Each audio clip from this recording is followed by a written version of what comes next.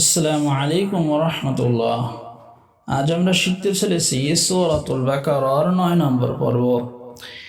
এই পর্বে আমরা ৬২ নম্বর আয়াত থেকে ৬৯ নম্বর আয়াত পর্যন্ত শব্দে শব্দে সহিহ শুদ্ধভাবে উচ্চারণ শিখব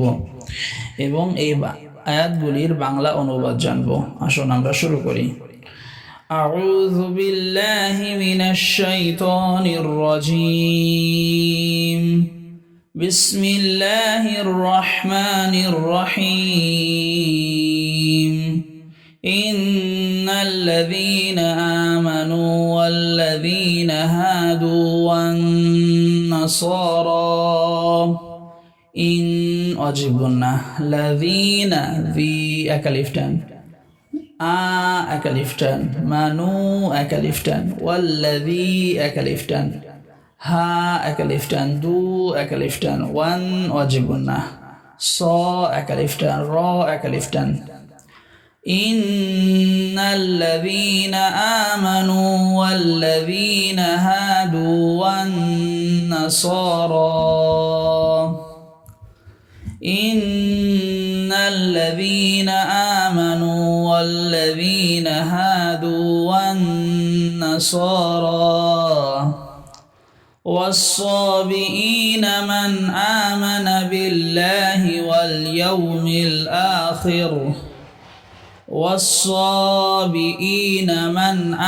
آمن بالله واليوم الآخر أكلفتان خلا جبر بإين أكلفتان من أكلفتان من بالله أكلفتان واليوم الآكلفتان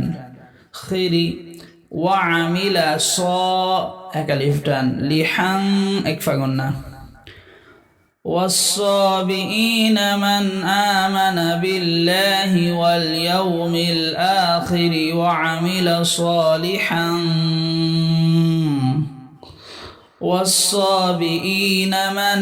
آمن بالله واليوم الآخر وعمل صالحا والصابئين من آمن بالله واليوم الآخر وعمل صالحا فلهم أجرهم عند ربهم فلهم قلقلا روهم اكفقنا فلهم أجرهم عند ربهم فلهم أجرهم عند ربهم فلهم أجرهم عند ربهم ولا خوف عليهم ولا هم يحزنون ولا أكلفتان خوف عليهم ولا أكلفتان هم يحزنون نو বলে নুনকে ধরতে হবে, এটা হচ্ছে 3 আলিফটান। ولا خوف عليهم ولا هم يحزنون وإذ أخذنا ميثاقكم ورفعنا فوقكم الطور وإذ أخذنا أكلفتان ميثاق أكلفتان ميثاق أكلفتان ثاء أكلفتان قكم ورفعنا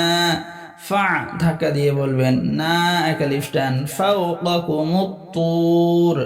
তু বলে রকে ধরতে হবে অক্ফ করলে, আর যদি অক্ফ না করেন তাহলে তুরি তুরা। وإذ أخذنا ميثاقكم ورفعنا فوقكم الطور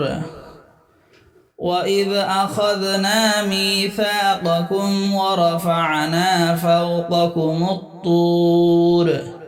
خذوا ما آتيناكم بقوة واذكروا خذوا أكلفتان ذال أكلفتان ما تين ألفتان أكلفتان تينا أكلفتان كم মিম সাকিনের পরে বা মিম সাকিনে একফা বিকুওয়াতিন ঈদগামে বাগুন্না ওয়াযকুরু রু একালিফটান খুযু মা آتيناكم بقوة واذكروا خذوا ما آتيناكم بقوة واذكروا ما فيه لعلكم تتقون ما أكلفتن فيه أكلفتن لعلكم تتقون ও বলে নুনকে ধরতে হবে 3 আলিফ টান মদে আরজি ما فيه لعلكم تتقون خذوا ما آتيناكم بقوة واذكروا ما فيه لعلكم تتقون ثم توليتم من بعد ذلك ثم واجبنا توليتم মিম সাকিনের পরে মিম সাকিনে একফা গুন্না বা মিম ওয়াজিবুন্না বলা যেতে পারে মিম এটা হচ্ছে ইকলাব গুন্না নুন সাকিনের পরে বা ثم توليتم من بعد ذلك ذا أكلفتن لام কাফের সঙ্গে যুক্ত হবে ثم توليتم من بعد ذلك ثم توليتم من بعد ذلك ثم توليتم من بعد ذلك فلولا فضل الله عليكم فلولا أكلفتان فضل الله أكلفتان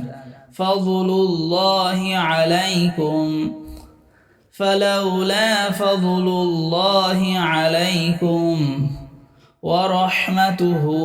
هداك لفتان لكنتم كم نون سكينر পরেতা নুন সাকিন একফা গুন্না তুম ওয়াজিব গুন্না মিনাল খাসিরিন খাতাক লিফটান সিরি বলে নুনকে ধরতে হবে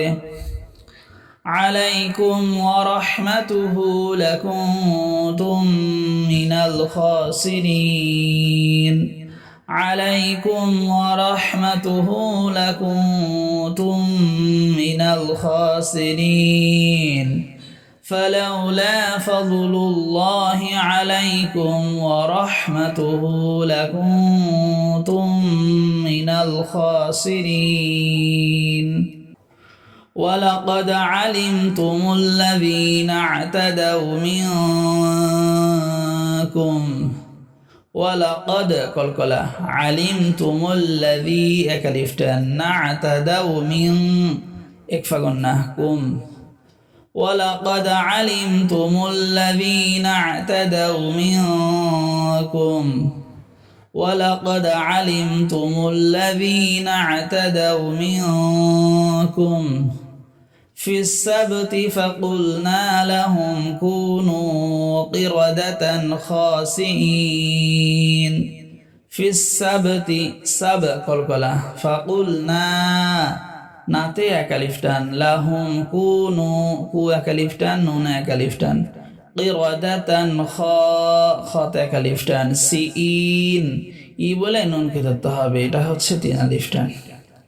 في السبت فقلنا لهم كونوا قردة خاسئين في السبت فقلنا لهم كونوا قردة خاسئين ولقد علمتم الذين اعتدوا منكم في السبت فقلنا لهم كونوا قردة خاسئين فجعلناها نكالا لما بين يديها فجعلناها نون كلفتان هات كلفتان نكا كلفتان لما كلفتان بين يديها كلفتان فجعلناها نكالا لما بين يديها فجعلناها نكالا لما بين يديها فجعلناها نكالا لما بين يديها وما خلفها وموعظة للمتقين وما أكلفتان خلفها أكلفتان وموعظة للمتقين متقي بولين كدتهبي وموعظة للمتقين وموعظة للمتقين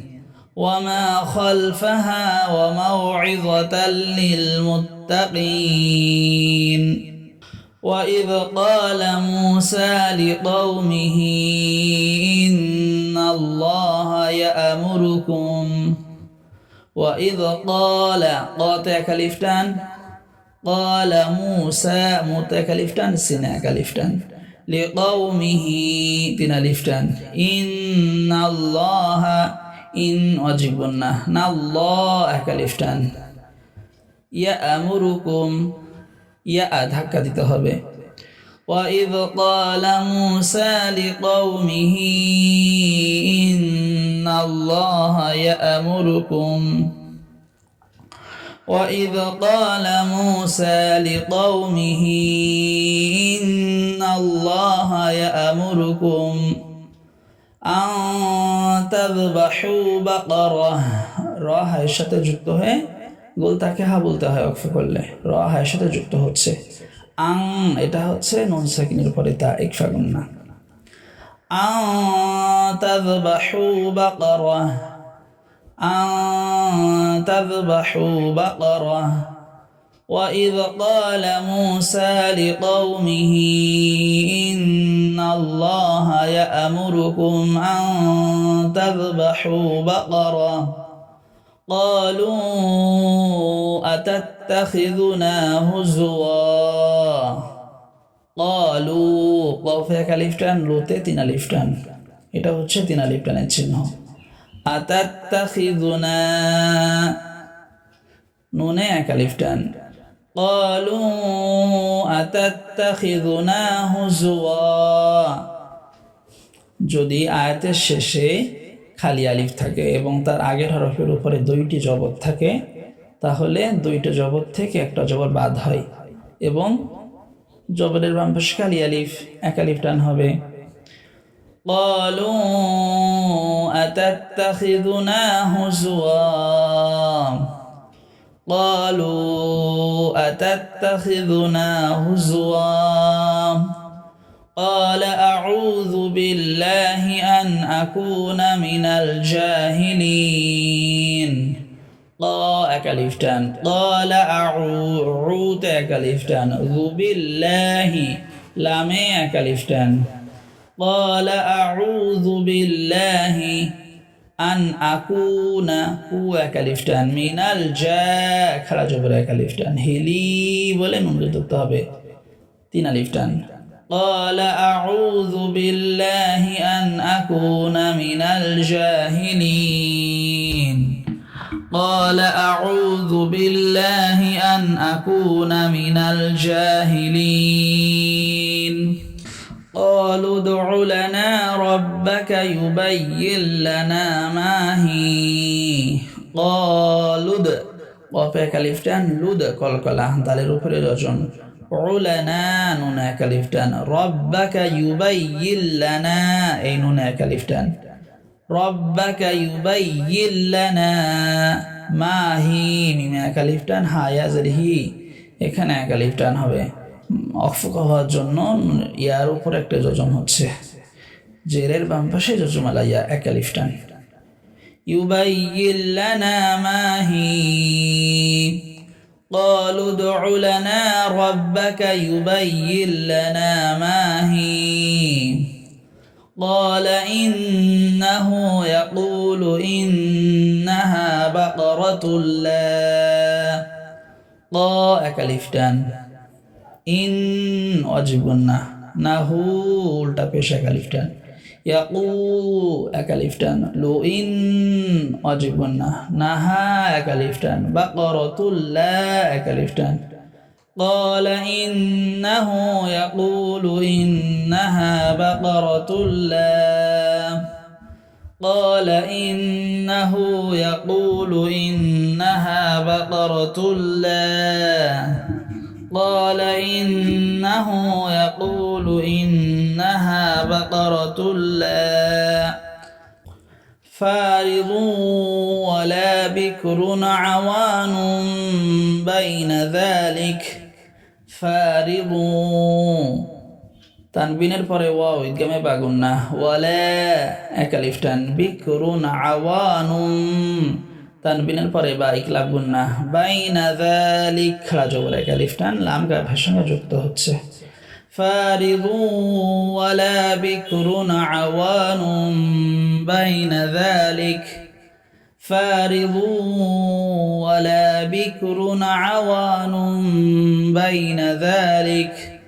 قال إنه يقول إنها بقرة لا فارض ولا بكر عوان بين ذلك فافعلوا ما تؤمرون فافعلوا একালিফটান মা একালিফটান তো ধাক্কা মারুন রু বলে নুনকে ধরতে হবে فافعلوا ما تؤمرون فافعلوا ما تؤمرون فافعلوا ما تؤمرون قالوا ادع لنا ربك يبين لنا ما هي بسم الله الرحمن الرحيم قالوا ادع لنا ربك يبين لنا ما لونها قالوا قاف كلفتان لد قلقلة علنا نون كلفتان ربك يبين لنا نون كلفتان ما لونها ميم كلفتان لونها هات كلفتان قالوا ادع لنا ربك يبين لنا ما لونها قال إنه يقول إنها قاء كلفتان قال إن واجبنا نهو উল্টা পেশা কালিফটান يقول قوت كلفتان إنها واجبنا نهات كلفتان قال إنه يقول إنها قال إنه يقول إنها قال إنه يقول إنها بقرة صفراء فاقع لونها تسر الناظرين بقرة تنبين الصادق فقلنا صفراء جار لفتان وفاقع الفاتح لفتان قع لونها هاتك لفتان تسر واجبنا না খাড়া জবর এক আলিফ টান জিরিন রি বলে নুন ধরতে হবে তিন আলিফ টান বাকরাতুন সাফরাউ ফাকিউল লাউনুহা তাসুরুন নাযিরিন قال إنه يقول إنها بقرة صفراء فاقع لونها تسر الناظرين قالوا ادع لنا ربك يبين لنا ما لونها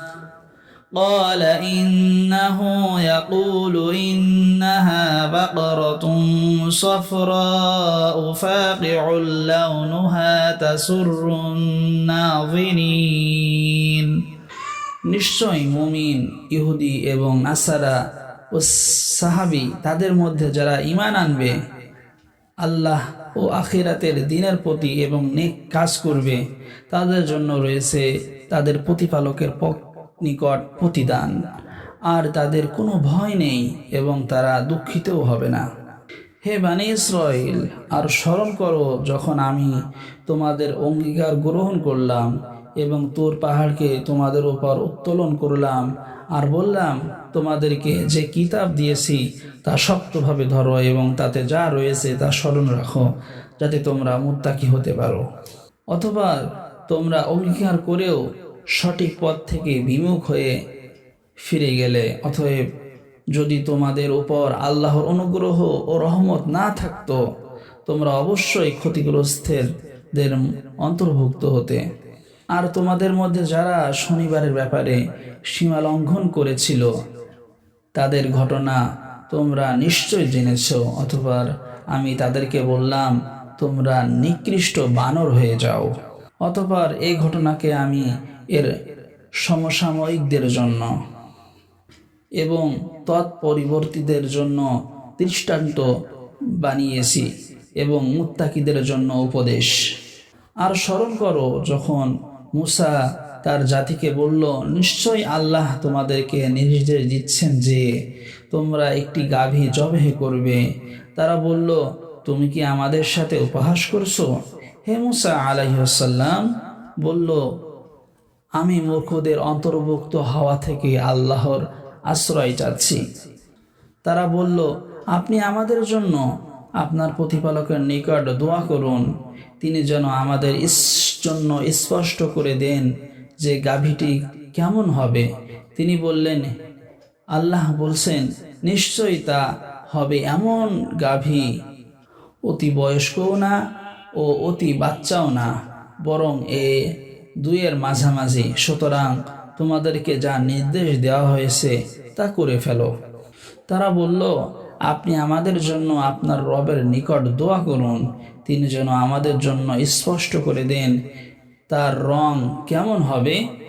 তিনি বললেন, আল্লাহ বলেছেন, নিশ্চয়ই তা এমন গাঢ় হলুদ বর্ণের হবে যা দর্শকদের মুগ্ধ করবে।